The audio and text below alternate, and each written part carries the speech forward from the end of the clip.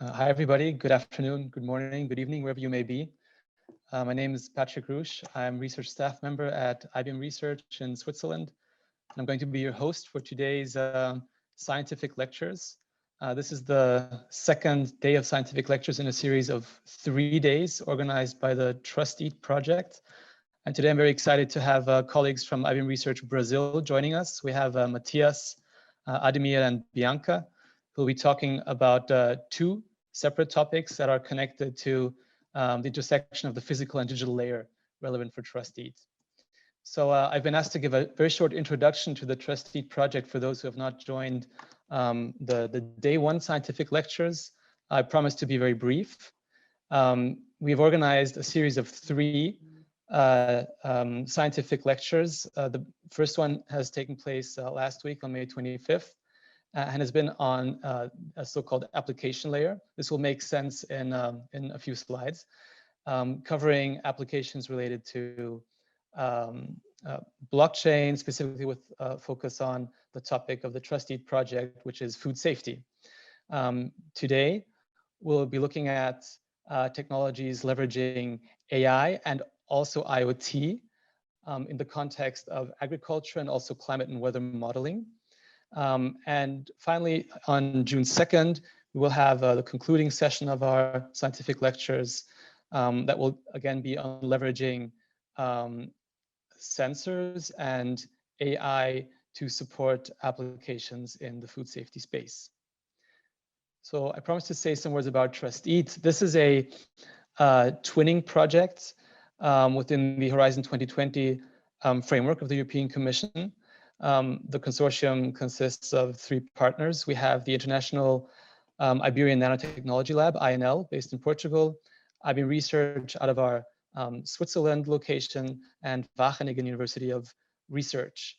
The topic of Trust Eat is building a trusty future food system by leveraging blockchain tech. But it's not just blockchain tech, it's the application of blockchain to the physical world and how to leverage advanced sensors in this environment, advanced sensors and analytics in this environment. So the objectives of the project are threefold. Because this is a twinning project, this is mainly about bringing the state-of-the-art knowledge in this context to INL. So INL is being linked to 2 institutions, IBM Research and also Wageningen University in Research in the areas of blockchain and agri-food research. The second objective is to improve the innovation capacity and market orientation of INL in this space and to increase the impact and visibility of research activities of INL. So now we resolve what these 3 layers do mean. So we have the application application layer, physical layer, and digital layer, and how they interplay. So in the top row, the application layer, you see this farm to fork scheme, and there's the adjacent layer, which is the physical goods being propagated through that chain, and how these physical goods can be mapped to a digital layer that is composed of IoT, and analytics and blockchain. And today's talks are situated, I would say, at the intersection between the digital layer and the physical layer, providing a way to capture information from the real world, and also provides an IoT and also an analytics framework to help support applications that can be related to farming, agriculture, or also climate and weather in general. So with that, I don't want to take away more time from our distinguished speakers today. So we have scheduled to start with Matthias and Ademir. As mentioned, they're both with IBM Research in Brazil. And they will talk about a technology called AgroPad, which is leveraging AI and IoT to help farmers health check soil and water. So with this, I'd like to hand over Matthias and Ademir. I'll let you drive the presentation yourselves. Thank you very much for being with us today. Thanks a lot, Patrick. I hope you can hear me okay. Yes, we can. I'm going to share my screen now. I forgot to mention one thing, Matthias, as you pull up the presentation. So today's session is being recorded. Please mind everybody, so far you've done a great job. Please stay on mute when not asking questions. So thank you very much for that. Go ahead, Matthias. Very well. Thanks, Patrick. So also thanks for the opportunity to all the organizers to share the work that we have been doing in that particular project here, AgroPad. As Patrick pointed out, AgroPad is kind of at the connection between the application space and the physical layer. You can think of it as a measurement technology that allows to perform chemical analysis. So essentially, it's a paper-based chemical sensor that we use for the analysis of soil and water. And the chemical analysis that we do provides then various potential applications. Think of water analysis, soil analysis as two examples of the things that we can do with this technology. So we believe the technology has potential for being used for quality management applications along the supply chain, and as an IoT technology, it is also being integrated with the IBM Cloud Platform. So in that sense, we have two parts of the presentation today. I'm going to talk, but not too much in presentation mode. I have a few slides here just to set the stage, to give you a bit of background information, and then Ademir will perform a live demo. So if you have any questions along the presentation or the live demo, please feel to interrupt at any time. So this is just meant to be a dialogue in case you have any questions, you want to have your question answered or understand something better, please just interrupt.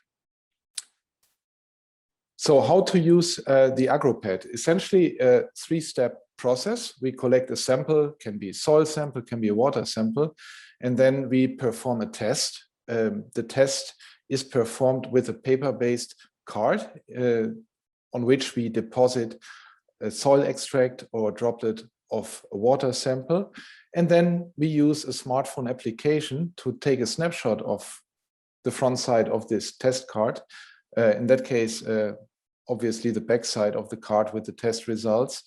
The test card contains several information that are important for the actual test result that we perform. You see this field with the different circles. These circles contain colorimetric information that represent let's say the quantity or the concentration of a particular chemical parameter, and a QR code that contains information about this particular test that we are performing, so that the smartphone app can make the connection, call the right model for the calibration, and then finally return the test result to the user. So finally, after we have a test performed, imagine you're in the backyard, you're performing a test, you get your test result as a user immediately, but you might be interested to send the data for larger scale data integration. So you press a button in the app and you can actually send the data to the cloud platform, in which we can then manage the data at larger scale. So we can, for example, monitor the results that we are obtaining with AgroPad measurements in different locations. In the moment when we perform the test, we take a GPS location and the timestamp to the test result, and then it's possible for us afterwards to slice and dice the data and visualize it in the way that you see that here in this web portal, in this heat map view, where we can then also visualize the results that we are obtaining for different chemical parameters.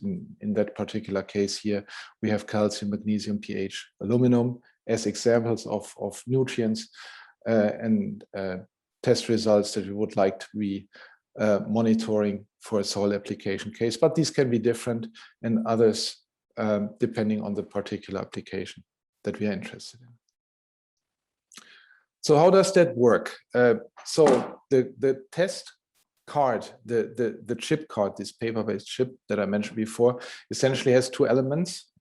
First element is a microfluidic chip. So we have a paper or piece of paper that has certain areas that we treat with wax so to make them impermeable for water. And this allows us to create a flow pattern in the paper, and we can have multi-layers of papers working together in a sandwich that help us guide the water, the liquid that we are analyzing through this network, capillary network. And we don't actually need energy, we don't require battery, so capillary forces are driving the flow.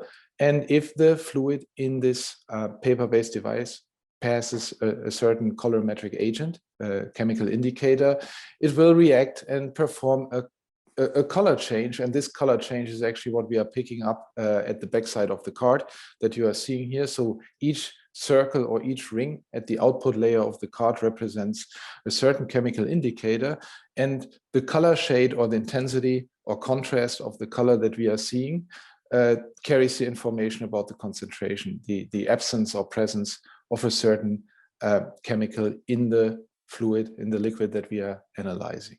So to say, in the moment when we actually perform the deposition, we have a chemical reaction or several chemical reactions, and the chemical reaction will lead to a color change that you are picking up. You see here at the backside of the card certain different parameters, indicators, pH, aluminum, magnesium. So for all these different parameters, colorimetric indicators exist.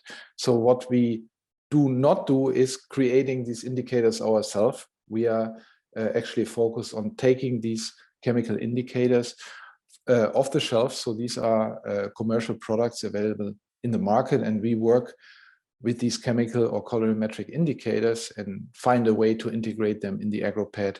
So we think of this chip as a platform in itself, to which we can bring chemical colorimetric indicators that are available in the market, and then we make them work. We perform calibrations in the lab, so to establish the dependency of the color or the color contrast or the color shade on the concentration. And once we have that information available, the model that we deploy in the smartphone app can actually provide the user with the result at any point in time. So here you see a quick example of a 3-layer device. You see a soil sample is being deposited at the front side of the card.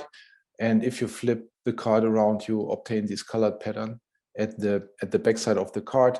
And each color at the backside of the card now contains the information about the concentration of the particular target chemical substance being available in that soil sample that we are looking at right now. So it's always like depositing at the front side, waiting a few seconds, up to a minute, flipping it around and taking the snapshot of the backside.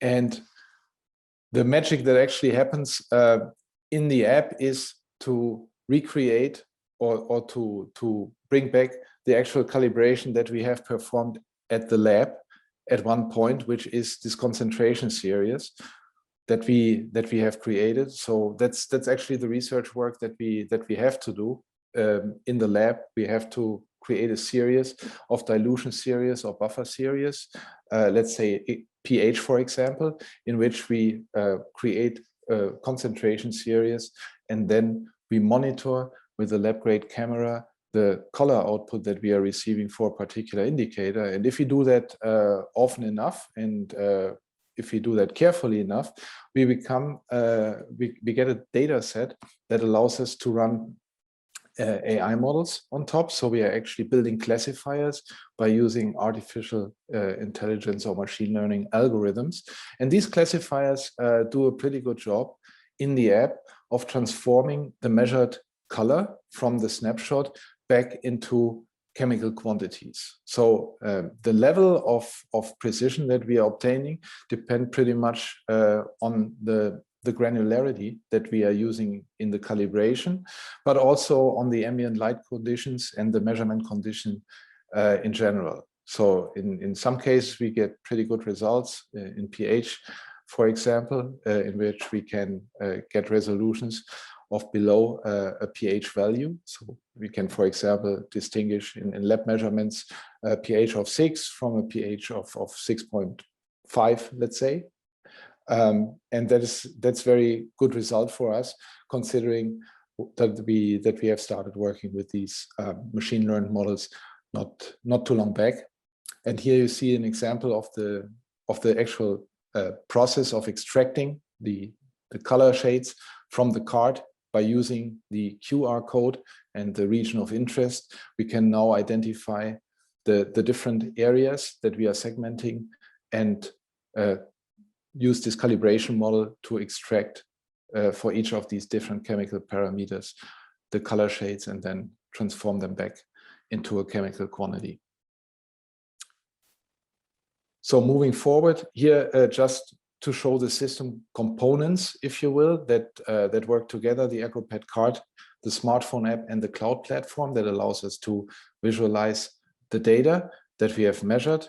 So this is kind of the sequence and the different components that we are putting side by side in order to perform the measurement. And I think we have a little 3D rendering here that, if it runs, sometimes it has a tendency to stop. Let me see if I can run it. If it doesn't run, it would not be too bad. Okay, it doesn't want to, which would not hurt too much because I can just click through some of the pieces, and Ademir is going to perform the live demo afterwards for you anyway. So essentially you are seeing again what I'm showing here in the 3D rendering. So this is a like explosion view of the AgroPad device in which we see the different elements, the input layer here at the top, in the middle, the chemical indicator layer, and then the output layer at the bottom. So if I go just to move forward, we see pipetting the liquid, that can be the water, the soil extract, and the different color shades that we are obtaining. And the color shades reflect the concentration levels. Here is a quick visualization of the measurement process. And then we have a web interface after we stream the data to the cloud that allows us to retrieve the data back and correlated with the GPS location. So here's just one example that I wanted to show you. Based on the lot information on the QR code, it's always possible for us to identify the test that we have performed. The particular AgroPad test is uniquely identified. And here what you are seeing is if we search for a particular lot number, if we search for a particular test, the web interface allows us to retrieve that data from a cloud database. In that particular case, you get the GPS location, you get the test results for the different integrated parameters, and the location where the test was actually performed. What you are seeing here is a location in Brazil, in Rio de Janeiro. So that's where our lab is located, very close to the Sugarloaf mountain. And that gives you an idea of what we can do with this particular technology. So I'm going to stop sharing right now. And I will make a short break so that you can ask and share with me any questions that you might have. And also so Ademir can get ready for the live demo. So in case you want to ask any question, now is a great moment.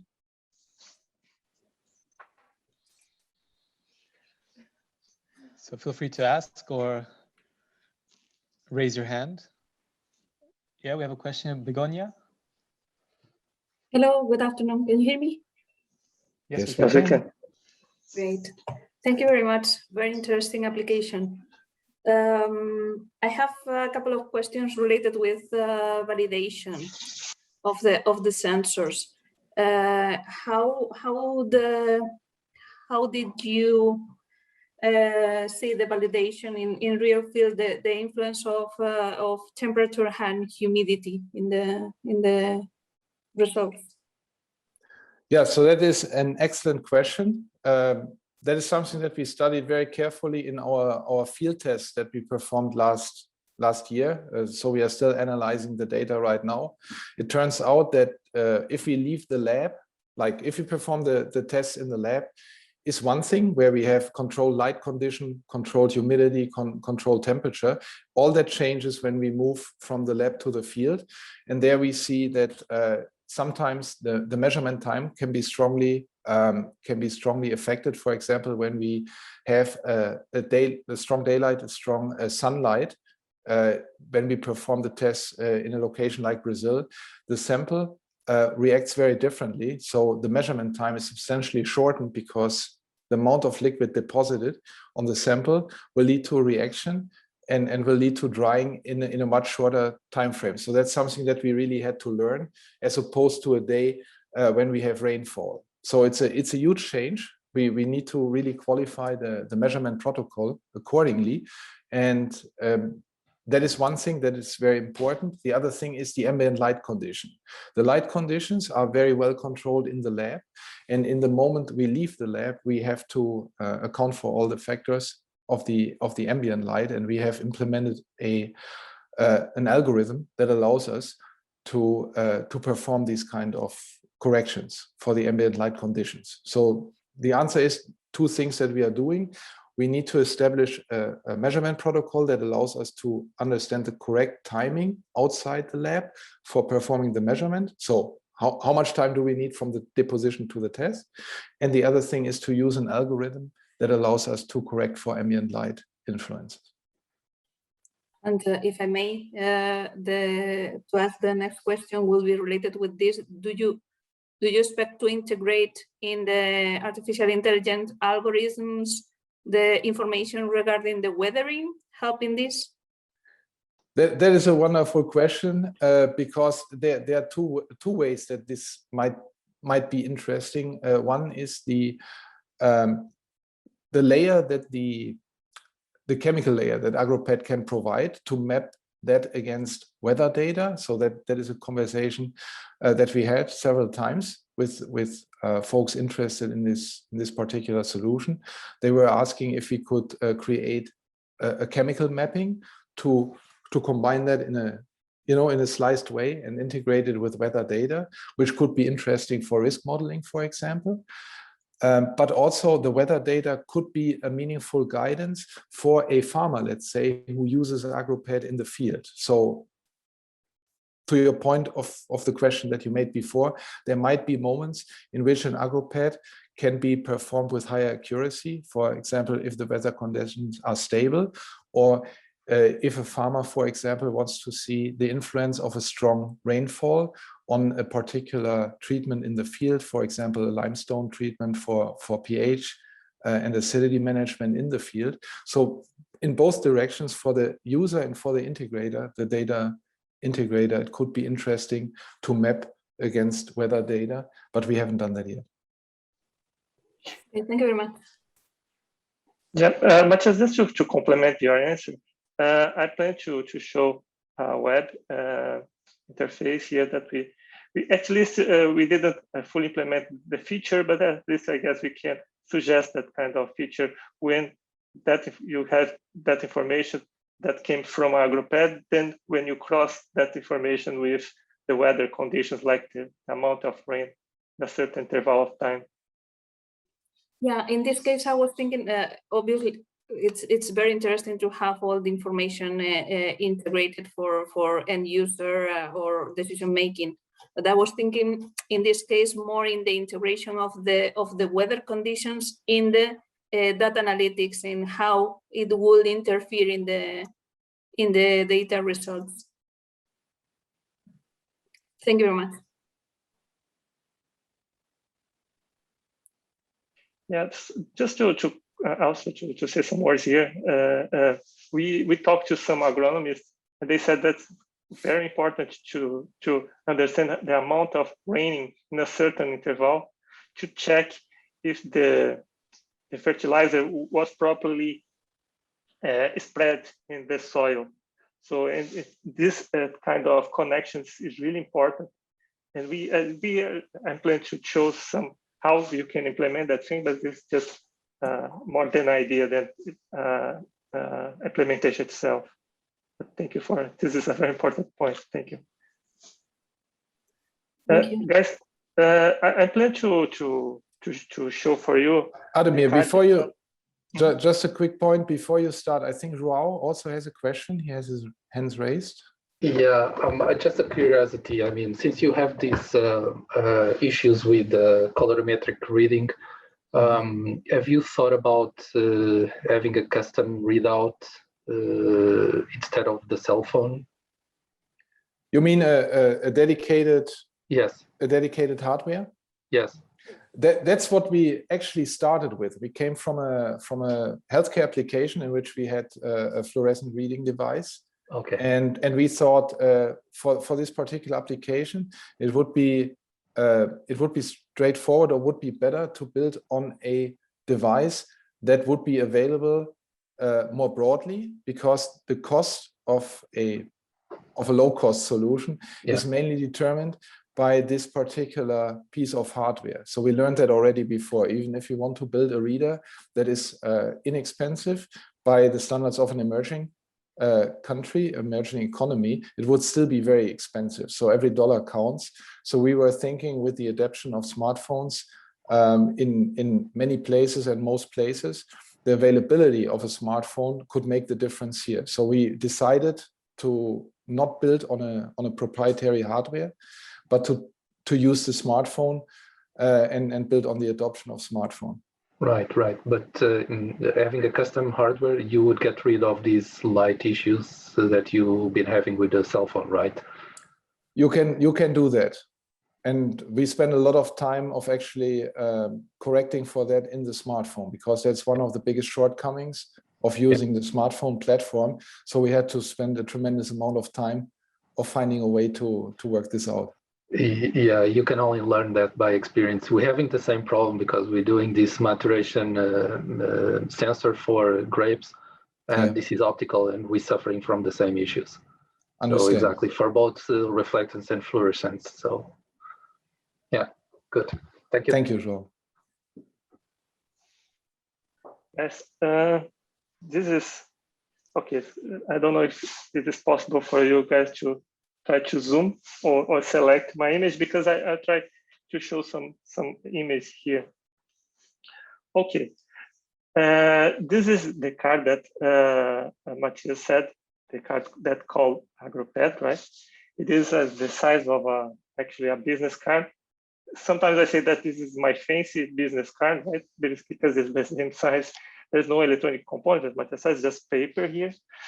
And so this is just to show some features here. João, for instance, this little square here with some circles, it is the place that we take as a reference light for our image light compensation.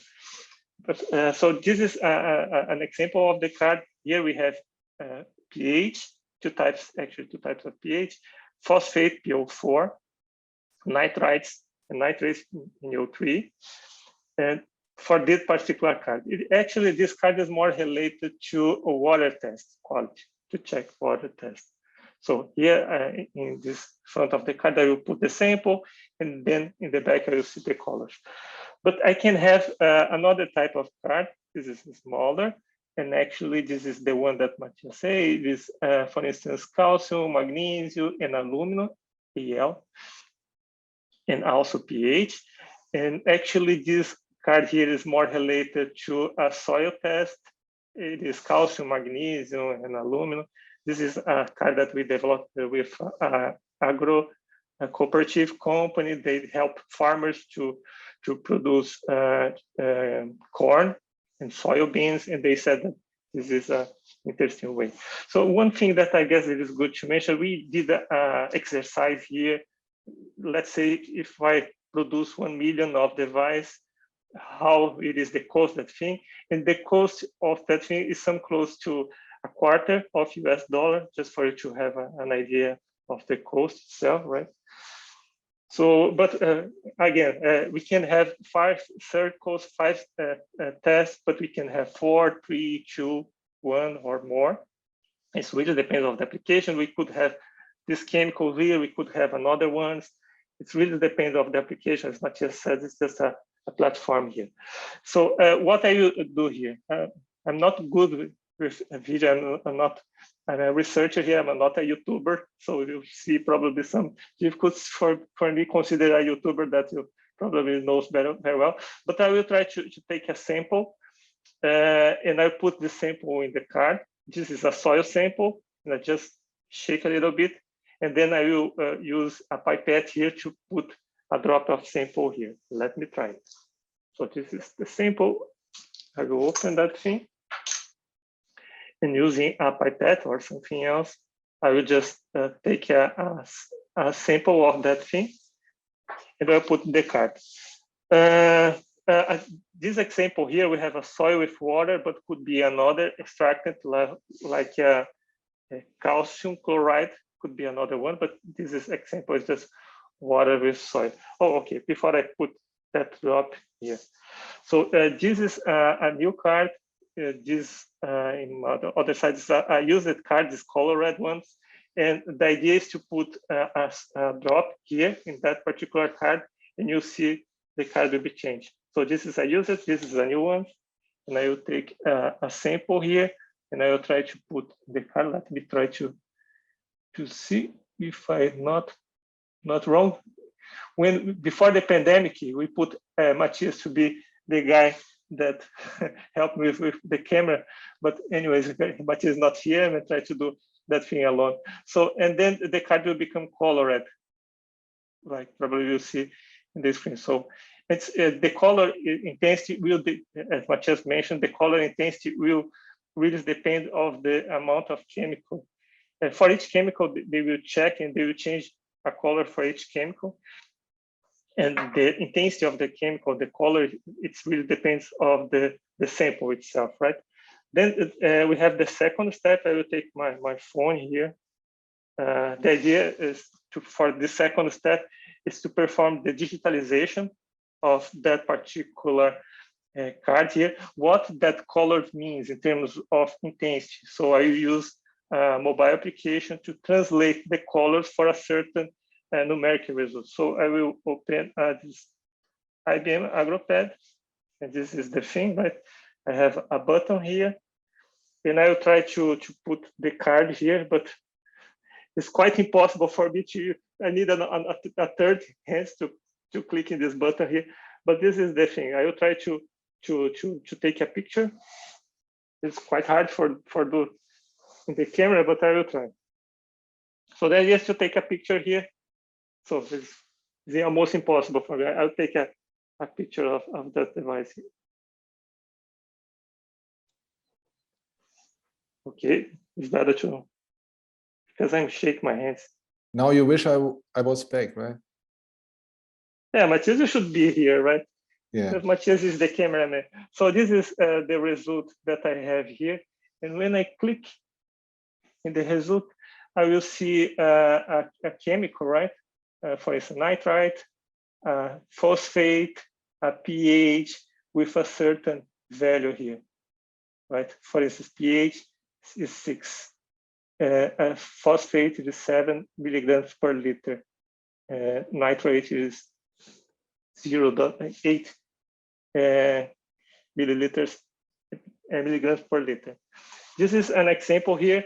I'm offline, but the idea, once you are connected, the application, this web application will send the data for our cloud infrastructure to visualize the data. And then this is the time when I will share my screen here. So in that particular mobile application, I forget to mention here, but some kind of obvious for you that is more technical, that has some image processing techniques and some AI algorithm inside of this particular mobile application.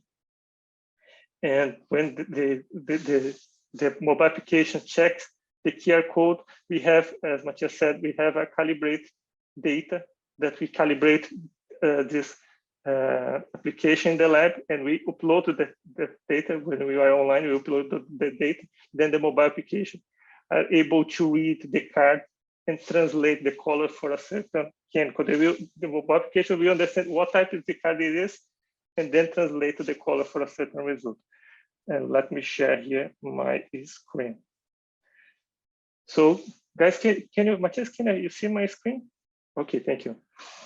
Okay, this is an example of the mobile application. I have a certain map, right, inside of Brazil, but well, and I can have several points here. Just as an example here, if I click in one button, I have the picture, and the concentration, calcium, 4 milligrams, pH 6, a GPS location, so on and so forth, and a date.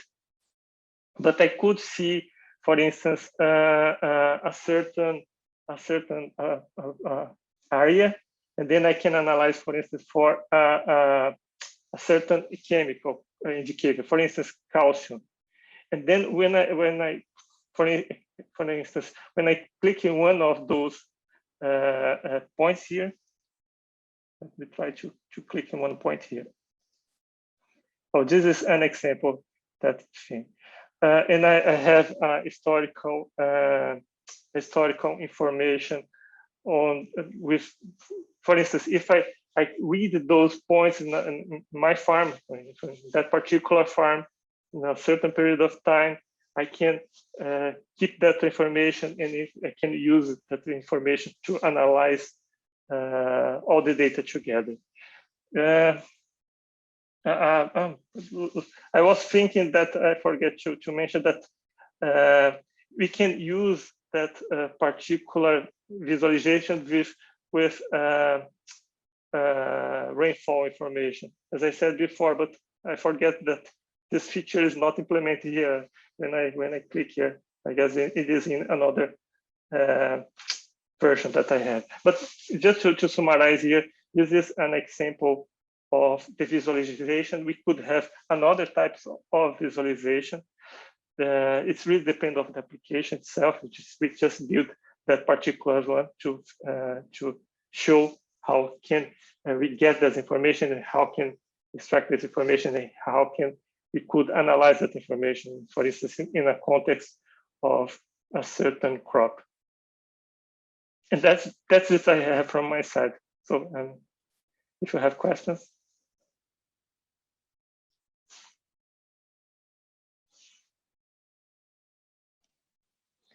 Yeah, I see a few questions here. So Hugo. Hello, good afternoon to everyone. So yeah, I have a couple of questions. Sorry if I ask some question that has been already answered, because I joined a little bit later. So sorry if I do that.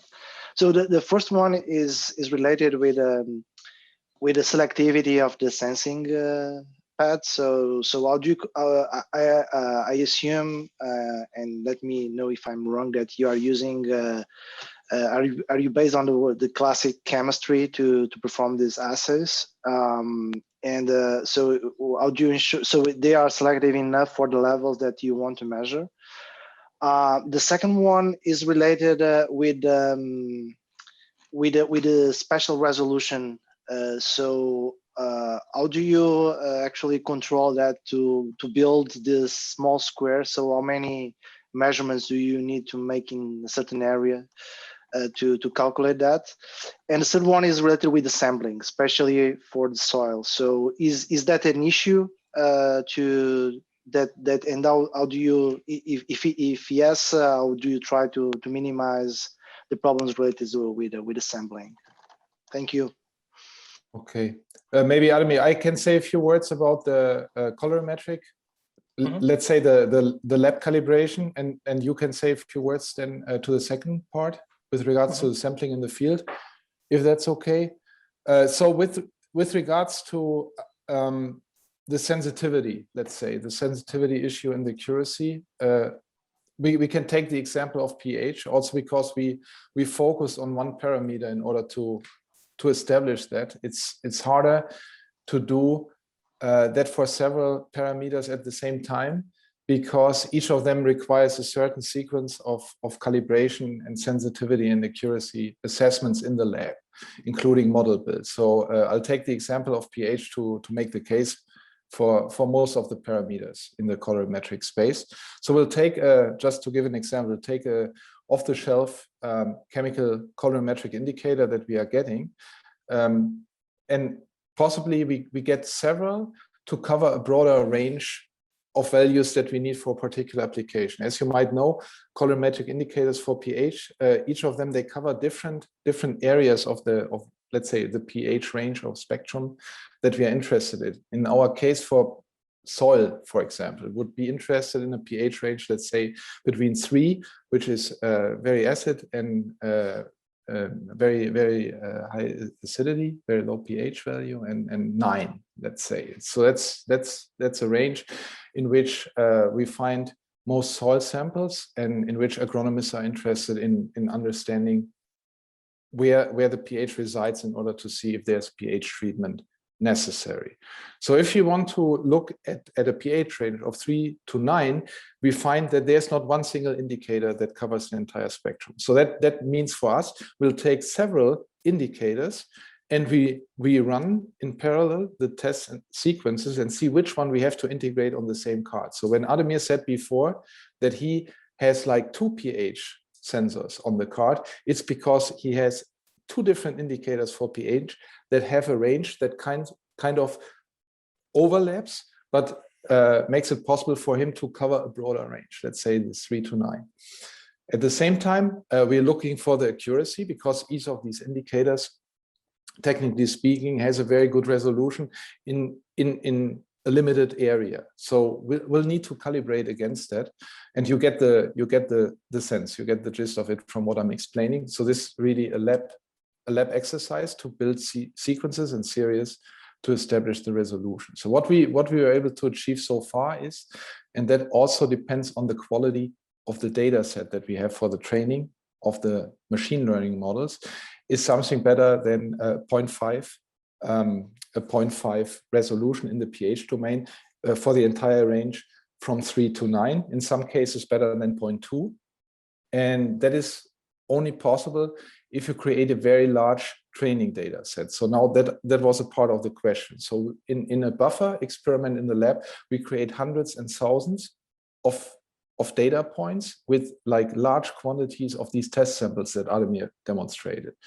So we use buffer to create a very large data set with many samples, and based on that we train the models and put them together before we actually take them to the field for the actual testing. And we have to do this exercise that I just described for pH. We have to do that for all the different indicators that are needed for supporting a particular application.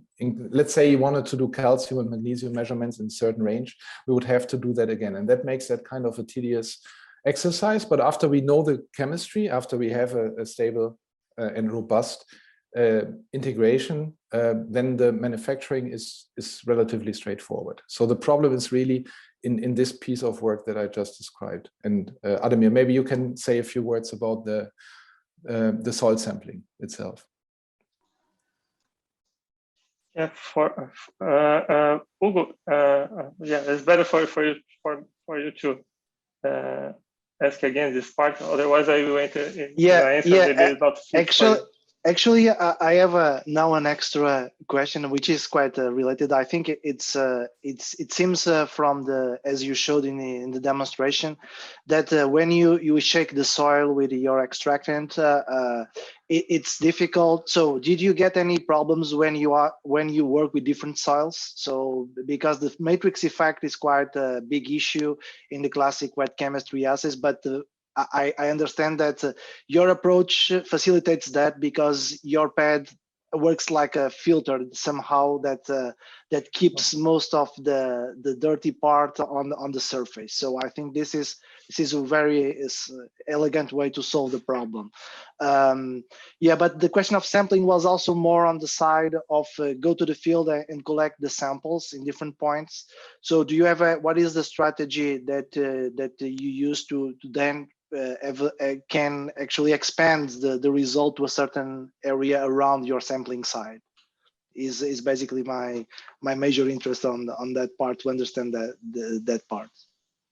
Yeah, so this is two interesting questions, because the first one, yeah, so we have several layers of paper, and then we use in our favor to filter the particles, right? And then this is a nice part of the technology. The flip side of that thing, we buffer, for instance, soil test, soil itself, it is a low buffer solution, low pH buffer solution is a weak solution actually, and then the soil have to somehow wins the buffer, the paper, the pH of the paper to be precise and do a precise measure on that thing. And then we have to build a particular protocol to be more precise as possible. But for your question in terms of sampling, if I understood correctly, the agronomist itself, they have a certain strategy to sampling. When they go to a farmer, they have a certain strategy to collect soils in a certain with a certain. They have a certain strategy to collect the samples itself. The agronomists have that thing, but as we understand from this technology, we learn from this technology that we can high increase the sampling. For instance, as I knew from the farmer, they go to a place like 100 by 100 meters, and then they collect one sample on that particular thing, that particular point, or 1 kilometer by 1 kilometer, and then they collect that thing. Actually, is 1 hectare. Actually, they collect normally they collect a sample in a 1 hectare, or they could collect in 3 hectares one sampling, one soil sample in that particular area. And this is the sampling is a expensive activity, because for each sample they have to send that particular sample for the lab and perform that thing. This is the cost of that particular measure. And for that technology, we can highly increase the sampling, because there's a few, actually in terms of volume, it's just some microliters, that sample that we can use for the test. So we can increase, actually in the lab, we increase by 10 this type of resolution. And so, in other words, so probably I'm quite confused here, but to be more straightforward for your question, we tested using a few tests that we increase per 10 the sampling. Just to give an example how we can test a certain location. Instead of testing perform one sample per hectare, we can do that thing for 10, for instance. And for that technology, because it is more easy, because it is cheaper, you can for sure increase the sampling per same area compared with the lab. Actually, I guess this is one of the strong points of this technology. Okay, yeah, thank you. Yeah, I have other things, but I think other people like to ask questions too, and then we can then discuss further. Thank you so much. Thank you. So in the interest of time, I do suggest that we conclude the first part here of the seminar and then move to the next topic. So I'd like to thank Matthias and Ademir again a lot for your contribution. And Ademir, I do think you could also go as a YouTuber. Don't worry, it was very very good. Thank you. Okay, so thanks a lot. If there are any follow-up questions, please. So the INLers on the call here know how to reach me, so I can act as a pivot point here to coordinate. Okay, thanks a lot again. Thank you. So our next speaker is Bianca Zadrosny. Bianca, you're with us, great. Bianca's manager at IBM Research Brazil of the spatiotemporal modeling team. And I believe you'll be talking to us about spatiotemporal machine learning for climate risk and impact. So great to have you with us. The floor is yours, Bianca. Hi, everyone. Good afternoon, and thanks, Patrick, for the invitation. So as you said, I'm a research manager at IBM Research Brazil. My main area of expertise is machine learning. I've been working in this area for many years, and since joining IBM, I focused in general in natural resources industries for most of my career. including mining and agriculture. But in the last 1 year, IBM Research started this new area called Future of Climate within the impact science area. And my group and I have been working inside this area of Future of Climate since this last year. And today I'll talk to you about some work that we are doing in spatial temporal machine learning for climate risk and impact. And I hope you'll see some connections with Trust Eat and in general, the food supply chain. But the main topic, like it's, I'll show you some algorithms in machine learning that we are developed for this. So if you go, we'll start with a little bit about the why we are working on this area, future of climate. So of course, I think now everyone knows that we have this big threat coming, you know, after what we're living now with the pandemic. We are also facing issues related to climate change and the fact that extreme events are becoming more frequent and actually are having impact in terms of longer droughts, which affect many things, including, you know, food and agriculture. And there are actually two areas that within IBM Research that people are working and looking into regarding climate change, main areas, let's say. One is mitigation, which is trying to actually solve the problem of the greenhouse gas emissions and remove greenhouse gases from atmosphere. And that has relations, of course, with the food supply chain as well. So there are activities related to how to use technology to help in this mitigation, to be able to understand what are, you know, what's actually driving the emissions and how that could be mitigated. And there's also a big thread that is the one that my group and I, we have been working on, which is the adaptation thread, which is preparedness, risk management, resilience, and recovery. And that also has impact on the food supply chain because, and supply chains in general, because as the extreme events and climate changes globally, the production in different parts of the globe will change, and we'll have to cope with that, right? And construct resiliency plans. So these are some of the areas that within IBM Research we are working both in mitigation and in adaptation. And as I said, the focus of my team is in the adaptation part related to climate extreme forecasting and impact modeling, and also AI-enabled climate risk and prediction. But there are many other things related to monitoring, disaster recovery, etc.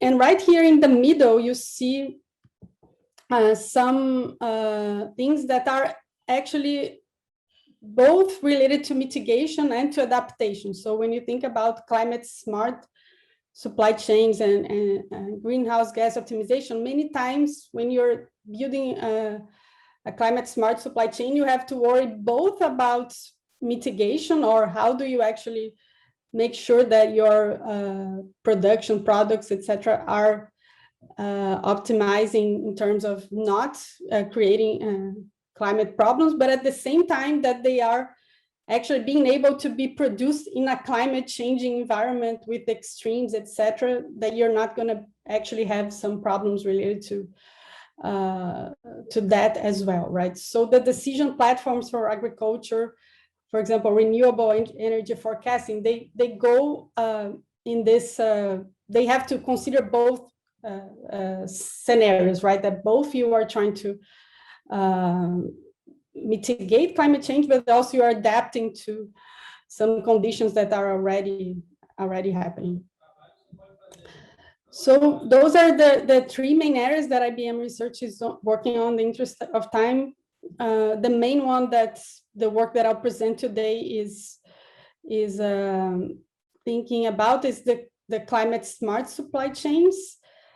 And like I said, they take into account both adaptation in terms of carbon footprint optimization and reporting, but also the climate risk and impact modeling and resiliency planning in terms of the climate change impacts. So we do this. IBM is a company that, you know, our clients are other big companies, and they are now facing this question of, you know, how I can, you know, make sure that my supply chain both optimizes their carbon footprint, that they can rate suppliers based on the carbon footprint, but at the same time they want to see, how do I quantify my risk to extremes? How should I adjust to droughts and wildfires that are becoming more common, right? So we are doing working in different teams, working both on granular data related to monitoring the carbon footprint, better tuning of the regional climate impact modelings, right? That's what I'm working on, regionalization of the impact models. And then also in AI models for doing this climate forecasting and impact models, and for optimizing the carbon footprint. And then on cloud, we have to worry about our cloud being also with a low footprint when you're doing all these calculations, right? That we are doing it in a green way, using servers in a way that it doesn't generate more problems even from that. So all these things. It is December 2020, and Walmart's supply chain and sustainability teams are. I won't run the video. I'll just say that this is a demo that for Walmart, showing that in terms of climate risk, right? Ideally they would be able to say that from, you know, different areas where they're doing strawberries supply chain, they would see that there are different climate risks that are more problematic in different areas, and then they could optimize the supply chain in terms of making sure that they wouldn't be hurt by these different things at the same time. So we need to model these risks and actually have data, be able to model the risk for all these different things related to locations everywhere in the world, right?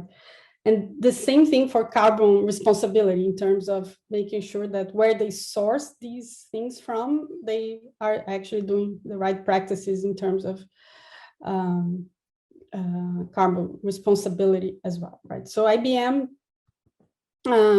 has different ways in which we act with clients in these kinds of problems, and we're creating enabling both in our services, in our software. So we have the weather company, which already is produces forecasts, weather forecasts, and also starting to provide seasonal forecasts. But we are expanding this to other longer time windows of predictions. And we also have a supply chain software, Maximo, which is an asset monitoring software, in which we are now enabling and putting into it features related to both climate risk and also carbon footprint. So this is going on right now. So we are updating our product set so that it has this functionality. And also we offer services through this to companies to create specific solutions for them for these kinds of problems, right? So in terms of research, so now I'll go actually into my own research on this topic and my team research on this topic. So when we started looking on this, right, we thought that, okay, many cases we already have in terms of the IBM other company that actually takes forecasts from different national agencies all over the world and delivers forecasts to billions of people, which are used for many applications, including agriculture, etc. They provide predictions in the current, short-term, mid-term, medium-term, subseasonal. I mean, stop kind of here, right? And as you go further away, and this is where the impact of climate change actually has more effect in terms of weeks, months, which we call seasonal forecasting, year and interannual forecasting. We have less, the models are not so good, and uncertainty plays a big role there. At the same time, for planning operations and for planning a food supply chain, those more a little bit further away, like this here, becomes an important part of the problem. So when you look at weather forecasts in a very short, they are excellent. When you go to subseasonal to season, they start getting worse. Especially this window here is very difficult. And then when you look at seasonal outlooks, you get a little bit better because there are some phenomena that, for example, El Nino, that you can learn from that and get better at some seasonal timescales. But if you look at the needs, right, from who is actually doing the decision making, there you have some short to medium range weather influence actions, but you have a lot of seasonal to subseasonal weather influence action. For example, in agriculture, it's in order to plan when you're actually doing the starting to plant, when you do pesticide or fertilizer schedules, when you do irrigation, etc. They rely very much on a short, like 10 to 30 days forecast to be able to do that in the best way. And if you look at some longer range, you also do more longer range predictions and yield predictions for agriculture, etc.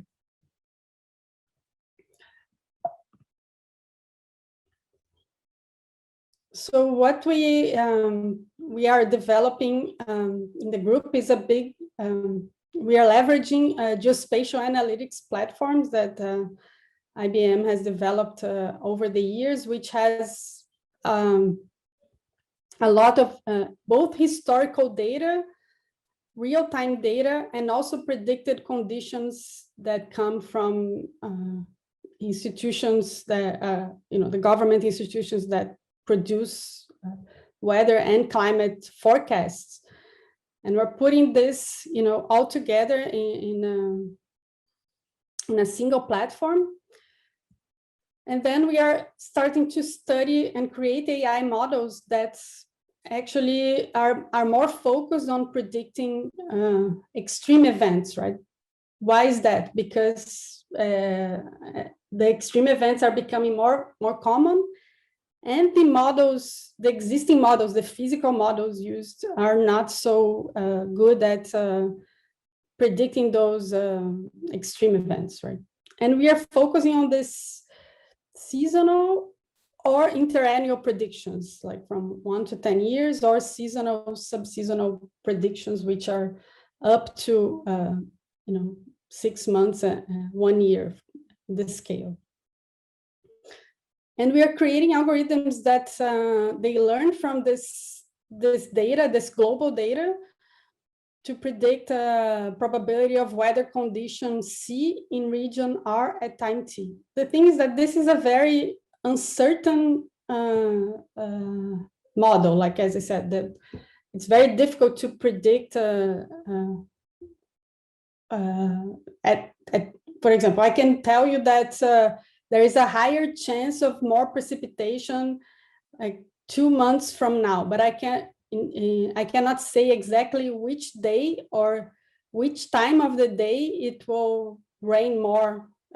That you can say that on average you expect that this July will be drier or wetter, for example, and that there is a higher chance of some extreme values that you would have, right? So you model these probabilities here through some specific AI models, but then you still have to do what we're calling downscale, which is generate high resolution spatial temporal weather data reflecting the distributions from those predicted conditions. So then you would say, okay, a certain week in 2 months from now, I can say that there are all these possible scenarios, right? This would actually was the real one, but you could have one which doesn't rain at all, and one in which in the day 4, you actually have a lot of rain, right?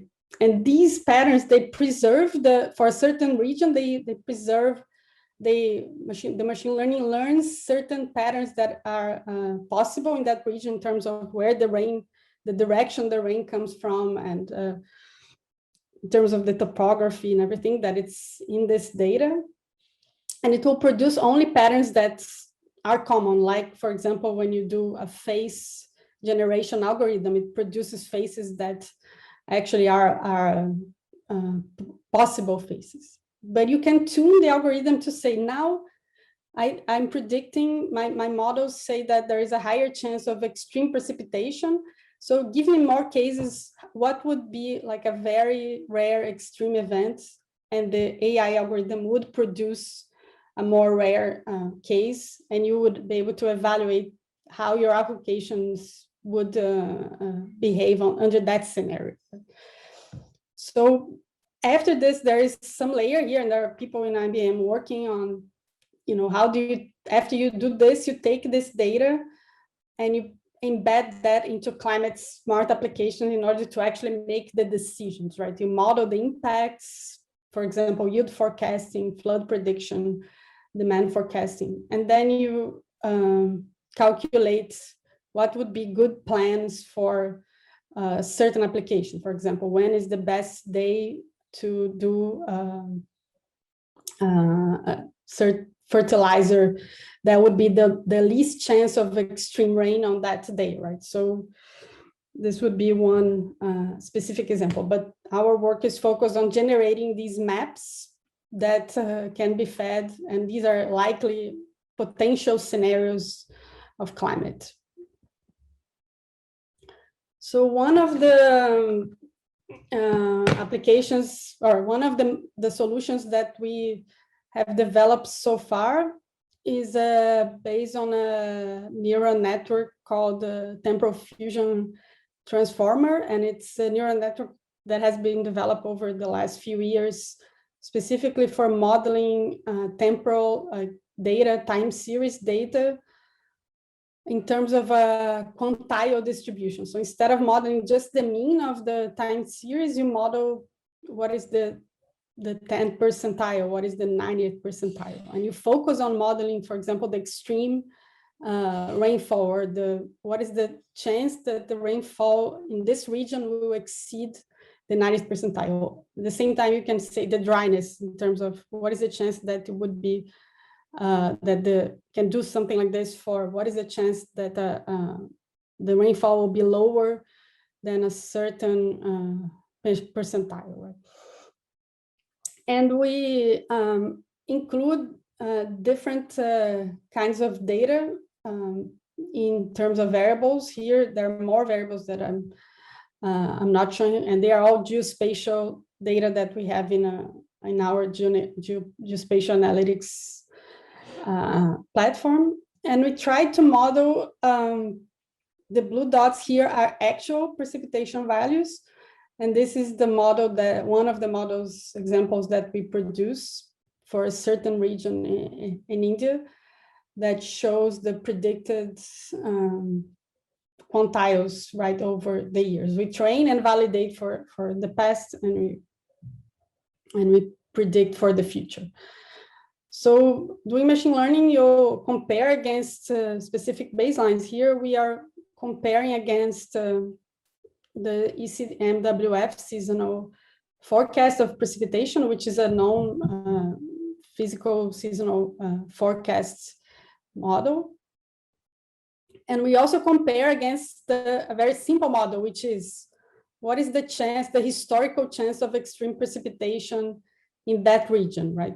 Which is the simplest approach. And actually for these problems, because we're in a window here of a few weeks into the future, it's very hard to beat that, right? You can look at the historical chance and say, okay, this week in the year, there's usually this much precipitation, or you can predict what is the 90th quantile of the precipitation just by looking into that. So we are doing experiments in different regions across the world to see, you know, how well our model does compared to that. And we use a certain historical precipitation data set, which is publicly available, has been developed by other researchers to take precipitation data from everywhere in the globe and produce maps of data that we can use in these kinds of models, right? For prediction and for validating how well we are doing in terms of that. So looking at the results here, we see that we are very much better than using the seasonal forecast model, right? So that shows to us that it's not very good at all for predicting extreme precipitation, right? That we can do better than that with our model. Looking at the climatology, which is the simply historical average, and we see that in some cases we are better, in some cases we are worse. We are actually working more to improve the models and do finer comparisons, but we say that we can improve a little bit over that climatology, right? And so we have a little bit more skill into predicting that, but of course it's already better that we are telling, like, okay, you cannot use the seasonal forecasts if you want to predict extreme precipitation. You should either look at historical data averages or actually use our improved model for that. And in terms of there's another work that we are doing, that is the stochastic weather generation, because as I said, this is very uncertain, but at the same time, we need data in a very high resolution in order to feed the impact model. So what we are doing is we have a seasonal forecast, for example, the one that we have developed for extreme precipitation, that says, okay, I know that the weekly rainfall, there's a certain probability of 0.1 that will be greater than 100 millimeters. Everything else would stay the same. I just increase the chance of extreme rainfall. Now, what happens, for example? Or I can say, let's suppose that the temperature will increase by 10%. Or I have a model that says that in this region, this temperature increase. Now generate data according to that scenario in a resolution enough that I can feed my applications. So actually in the literature, there's a lot of, if you look for stochastic weather generation tools to actually feed simulation tools, for example, yield forecasting or flood forecasting. You can look at, there are a lot of weather generation techniques that take historical data, measure data from sensors, and then generate scenarios that are compatible with that, right? That respect the spatial temporal characteristics of the data. But they are not so good at generating extreme cases and controlling for extreme cases. So we are also working, like I said, I'm from the machine learning field, so we are developing using novel generative machine learning approaches, the variation autoencoders, so that we can generate data that respects the spatial temporal coherence of these highly imbalanced data sets, because in some cases you have a lot of rain in certain areas, and in some cases you have no rain at all, right? So they are different, for example, that from maps of more well-behaved data, and you can enable synthesis control via the latent space. So I'll go a little bit into the technical details about this model, how we are thinking about this problem. So we have if you think about what is a weather field, is a multidimensional representation of spatially distributed weather variables such as temperature, wind, and precipitation. Here we have a certain for precipitation, you have a X and Y dimension, right, of looking into the field from the top. And you also have like a video because it's a temporal window. So over days or over hours, you have different maps of that. But you can also look at wind, precipitation, temperature all together to get like a video of what is actually happening in that place, right? And we are using these autoencoders, which are models that for which that they are using in general, for example, for other data, such as like human faces, for example, if you want to learn features that are important to generate new human faces. So, but here talking about the weather data, you put the video here of the weather data, and you ask the network to reproduce it on the output of the data. And in the middle, you have what we call information bottleneck. It's because the data will come here, it will be reduced to some features here.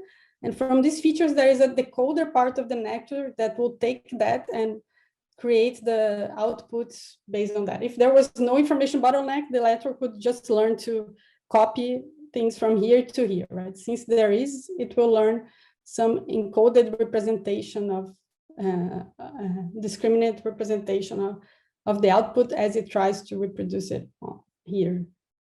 So this can be used for efficient feature extraction. So after you learn the encoder, then you can actually build a classifier that will take just the Z vector here and will classify whether or not this is raining, for example. But it also can be used for what we're calling the stochastic synthesis, which is generating samples of new data that looks like the original data, but it's not exactly that. So we take the distribution, we do some sampling process, and we generate new cases of rain that have not ever happened, but the network thinks, okay, this is similar to all the other cases for that region that I've seen in the past. So what we are doing is building like a way to actually do this sampling so that we can respect the distribution that we get from the forecast. So if there is a bigger chance of rain, I can do the sampling, controlling this synthesis from where to sample in the latent space, which is this internal representation in the data, so that I generate more extreme or less extreme weather fields.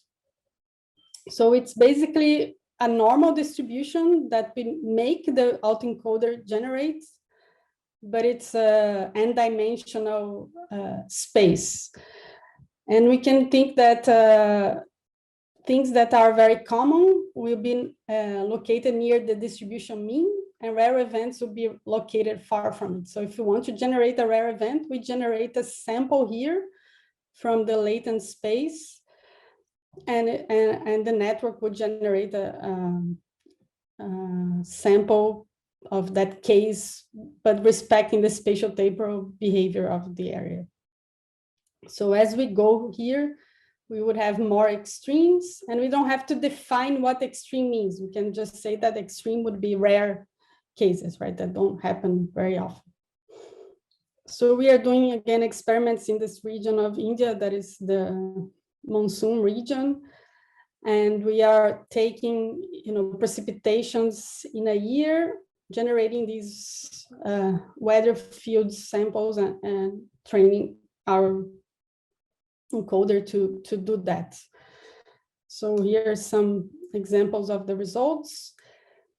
And compared to, we're doing some tests where we keep some older data for as training data and some more recent data for the 1980 to 2010 we used to train the model, and 2010 to 2020 used to test. So the interesting thing here is that if you look at the data, here we're comparing the quantiles of rain in the synthetic samples compared to the real samples. But if you look at in this highlighted area, we can see that the amount of 80 millimeters rain observed in the test set was related to around 65 millimeters in the historical data and to around 80 millimeters in the synthetic VAE data. So although we trained the VAE model with the historical data, which had less precipitation, we were able to generate data that actually matched the observed test data, right? Because we used the predictions to tune so that we would have more extreme data. So in terms of we're looking into like the rare cases in the test data versus the rare cases that we generate. We can see that we can generate synthetic samples for higher extremes for the 10% and 30% samples with the highest total, and also the lower extremes for the 10% and 30%. And we generate synthetic common scenarios closer to the overall test precipitation. So in summary, what I wanted to show today in terms of the work that we are doing is that both predictive models based on AI and machine learning and stochastic weather generators based on AI and machine learning, we can use to provide a set of high resolution plausible weather scenarios. These plausible weather scenarios then are fed into resilience planning and risk mitigation in sectors such as agriculture, energy, and transportation. As the frequency of extreme events has been increasing because of climate change, it's important to explicitly model these extreme event probabilities, and we are working on that, and also design the weather generators so that they can be controlled according to this probability of extreme events. So we're developing these novel machine learning algorithms. This is actually very much a project ongoing, right? I show research that has, some of it has yet to be published. We are just starting to publish in this area. And we are working on coupling this with other teams at IBM with impact models to validate for specific applications, including flood prediction and agriculture yield forecasting. Okay, thank you. Thank you very much, Bianca, for the interesting presentation and clear presentation. We have some time for questions. So again, please unmute yourself to ask or raise your hand in the chat.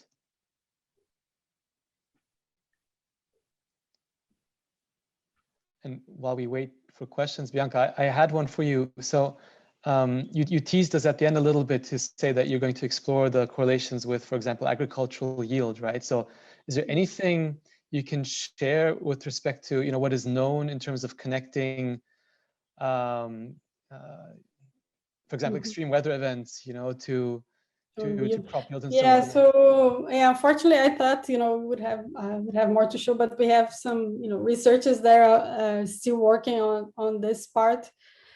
Basically, we are looking into, there are many types of extreme weather indicators. So the one that I was working on was related to extreme precipitation, right? But there are many things like the number of dry days, number of wet days, indices like that make difference in terms of the yield forecasting, right? So now we are looking into how do we embed the uncertainty of these extreme these extreme indices that actually go within the yield estimation, embed that in a way that you can improve the yield forecasting in that way. But yeah, we are still working on the team that is doing this is still working on those results. So I wasn't able to go into that specific use case, but I think that there are two issues, right? One is that even if you had the exact data, correct data, many times you don't have for a certain location, right? So you have to do certain nowcasting for getting the right values to feed the models. At the same time, there's the forecasting part, right? So both of them play together in terms of the uncertainty that go into the yield forecasting. So those are still things that we are working on to separate the issues there, besides other variables that go into the problem as well. Okay. Yes, thanks. And I think if there's any connection emerging that you see in your research to the wine industry and vineyards, I think the audience here will be very interested to hear about it, because this is one of the focus use cases of the TrustEat project. So just FYI. Okay, thanks. Yeah. Yeah, just if there are any questions from the audience, I think now is the time. Yes, Patrick, I don't know if someone else wants to ask, I will skip my turn, but yeah. Go ahead. I think no. Okay, so Bianca, thank you for your presentation. Pretty amazing what you have showed to us. So we actually my question is a little bit on the side of Patrick's introduction to you about the vineyards and all the disconnections that we are exploiting. And how do you see the modeling that you are now developing applied with a lower granularity? Let's say in small properties where we need to have like a high resolution in the prediction of the extreme events, and also, for example, when in areas where you may have microclimates also playing a role. So what is your perspective on that? And the other question is a little bit complementary, is how do you see the need for real data or collected at these places, and deployment of low cost, probably has to be low cost hardware to basically collect a lot of data on that? Yeah, so I think that's a very interesting point. I think that the extreme modeling part, I think the more, if you have local data, we can, of course, it will make it this downscaling process of getting from high resolution models to low resolution models becomes much better, right? So if you have more instrumentation and local, because the way the algorithm works is by looking at trying to match the patterns at the resolution with patterns at the lower resolution. So I think the more data you have, weather stations, etc., data that is connected to this is very important. We also have work in terms of stream flow, which I don't know for vineyards if they are irrigated, or how the process is in terms of the soil moisture and all that, because we are doing work for models for improved soil moisture models and stream flow models, right? So I think that for irrigation, that would be, if you know, things that we are working to improve, not only for irrigation but also for flood modeling as well. So, but in terms of the local data, I think that the more you can ingest local data, the more you can learn about specific local patterns that matter to that specific regions, including the microclimates, right? So I think this is very important. Thank you. Okay, maybe a final question from Lorenzo. I see a raised hand. Yeah, it's just thank you very much, Bianca, for your nice presentation. I find this really interesting and really impactful from the scientific point of view. But my question is, in terms of a transfer of this technology to the sector, who will be willing to pay for this technology? What will be the client for this? States, organizations? So how to make money with this? Because I understand, yeah, it's easy to understand that this technology can save a lot of money, so predicting events. But how is willing to pay for that? Yes, so within IBM Research, we usually have different ways to work and collaborate. I think we are still in this Future of Climate initiative. We're still, open to collaborating with governments, etc. But the main driver for IBM in terms of making money, as I was showing in the beginning, is that we serve companies that would pay because they are interested in getting better results for their supply chain. But if you look at the smaller, like for example, smaller business and agriculture, I think that the way to do that is through government. So in the US, I think that IBM could be, there are like many ways to collaborate with government now, that and different ways that we can work on trying to get this technology more other outside the bigger companies. But yeah, in general, I don't know exactly. But we were asking that in terms of like, there is the IBM business plans that I can share in general, which in the beginning I showed, right, in terms of the companies. But yeah, I can, that's how much No, I understand. So it's just a curiosity, because the technology is quite powerful, but it's interesting as well to understand what or who will be willing to pay for this. Yeah, there are two things, like who would fund to develop more, which we work with different labs across the world, and they have relationships with funding agencies also across the world. And that, but then in terms of once the technology is developed, how you actually impact and who pays for that, for things to run for a certain region, for example, for certain, then I think it's still an open question. But yeah, in terms of, because we have different business models within IBM. Like for example, we have the weather company that produces like the apps that you see in terms of weather forecasting, and those are consumer-based apps, right?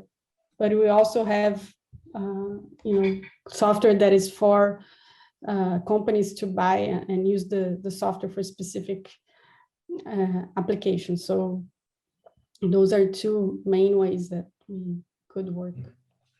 Thank you very much, Bianca. Thank you very much. Thank you, Patrick.